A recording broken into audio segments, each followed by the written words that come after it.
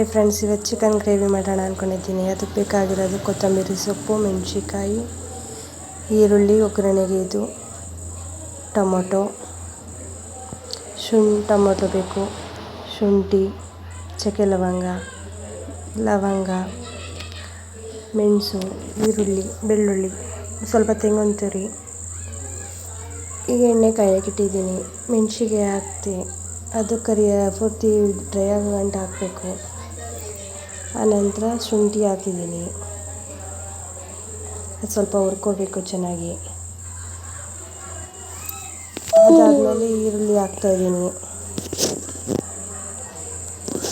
2 ಈರುಳ್ಳಿ ಹಚ್ಕೊಂಡಿದ್ದೆ, ಒಗ್ಗರಣೆಗೆ ಹಾಕಿದ್ದೀನಿ. ಡ್ರೈ ಆಗೋವರೆಗೂ ಮಾಡ್ಕೋಬೇಕು. ಹುರ್ಕೊಂಡು ನೀಟಾಗಿ ಹಳದಿ ಕಲರ್ ಬರೋವರೆಗೂ ಹುರ್ಕೋಬೇಕು. ನಾನು ಯೂಸ್ ಮಾಡೋದು ಬೆಸ್ಟ್ ಚಾಯ್ಸ್ ಎಣ್ಣೆ. ಆನಂತರ ಬೆಳ್ಳುಳ್ಳಿ ಹಾಕಬೇಕು. ಬೆಳ್ಳುಳ್ಳಿ ಹಂಗೆ ಹಾಕಿದ್ರಾಗುತ್ತೆ, ಒಬ್ಬರು ಜಜ್ಜಿಬಿಟ್ಟು ಹಾಕಿದ್ರೂ ಆಗುತ್ತೆ. ನಿಮ್ಗೆ ಹೇಗೆ ಅನಿಸುತ್ತೆ ಹಂಗೆ ಹಾಕ್ಕೊಳ್ಳಿ. ಅದನ್ನು ಚೆನ್ನಾಗಿ ಹುರ್ಕೊಂಡೆ. ಆಮೇಲೆ ಚಕ್ಕೆ ಲವಂಗ, ಸ್ವಲ್ಪ ಮೆಣಸು ಇಷ್ಟು ನೋಡ್ಕೊಂಡು ಹುರ್ಕೊತಾ ಇದ್ದೀನಿ.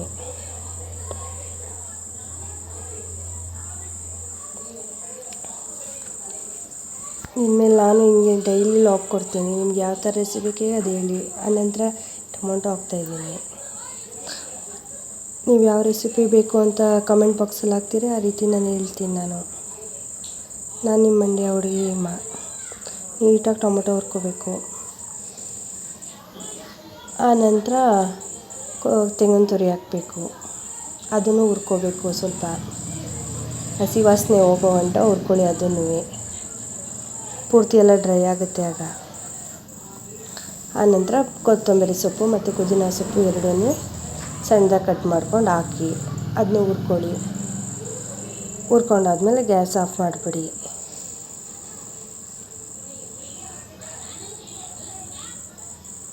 ಆನಂತರ ಸ್ವಲ್ಪ ಮಟನ್ ಸಾಂಬಾರು ಪುಡಿ ಹಾಕಿ.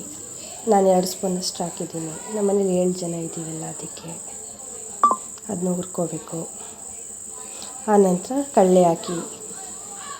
ಕಡಲೆ ಬೇಕಾದ್ರೆ ಒಗ್ಗರಣೆಗೆ ಹಾಕ್ಕೊಂಡು ಹುರ್ಕೊಳ್ಳಿ. ಆಮೇಲೆ ಆಡಿಸ್ಕೊಂಡೆ. ಆಮೇಲೆ ಒಂದು ಬಾಣಲಿಗೆ 2 ಸ್ಪೂನ್ ಎಣ್ಣೆ, ಅದು ಕಾಯೋ ಗಂಟೆ ಇತ್ತು. ಕಾದಾದ್ಮೇಲೆ ಈರುಳ್ಳಿ, ಸಣ್ಣದಾಗಿ ಹಚ್ಚಿರೋ ಒಂದು ಈರುಳ್ಳಿ, ಅದು ಹಸಿ ವಾಸನೆ ಹೋಗೋ ಗಂಟ ಹುರ್ಕೊಳ್ಳಿ. ನಾನು ಫಸ್ಟೇ ಅರಿಶಿನ ಈರುಳ್ಳಿ ಆಡಿಸ್ಕೊಂಡಿದ್ದೆ. ನಾನು ಅಂದರೆ ಈರುಳ್ಳಿ, ಬೆಳ್ಳುಳ್ಳಿ, ಶುಂಠಿ, ಕೊತ್ತಂಬರಿ ಸೊಪ್ಪು ಹಾಕಿ ಆಡಿಸ್ಕೊಂಡಿದ್ದೆ. ಆನಂತರ ಚಿಕನ್ ಹಾಕಿ. ಚಿಕನ್ನಲ್ಲಿರೋದು ನೀರಿನಂಶ ಹೋಗೋವರೆಗೂ ಡ್ರೈ ಮಾಡಿ.